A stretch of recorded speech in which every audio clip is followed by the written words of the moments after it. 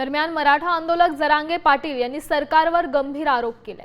सगळे कुणबी प्रमाणपत्र सरकार रद्द करणार असल्याचा दावा करत जरांगेंनी चंद्रशेखर बावनकुळेंवरही निशाणा साधलाय। तर जरांगे पाटील यांच्यासोबत संवाद साधलाय आमचे प्रतिनिधी बालाजी सुरवसे यांनी। पाहूयात। आता तुळजापूरमध्ये आलात, आज तुळजाभवानीचं देखील दर्शन घेणार आहात। इकडे कुणबी प्रमाणपत्र जे आहे ते त्याच्या संदर्भात आपण आक्रमक झालेला आहात, काय नेमकं भूमिका? सगळे प्रमाणपत्र देवेंद्र फडणवीस रद्द करणार आहे।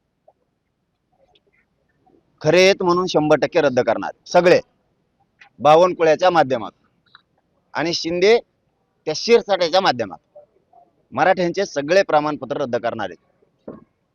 कारण हे खरं आहे आणि खरं मराठ्याला खाऊ द्यायचं नाही।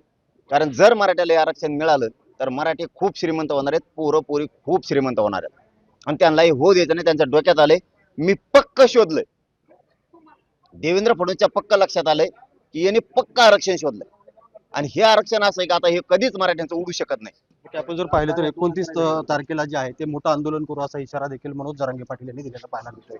बालाजी सुरवसे, साम टीव्ही, तुळजापूर, धाराशिव। मी खात्रीशीर न्यूजसाठी फक्त साम टीव्ही बघते, कारण तिथल्या बातम्या रिलेट करतात।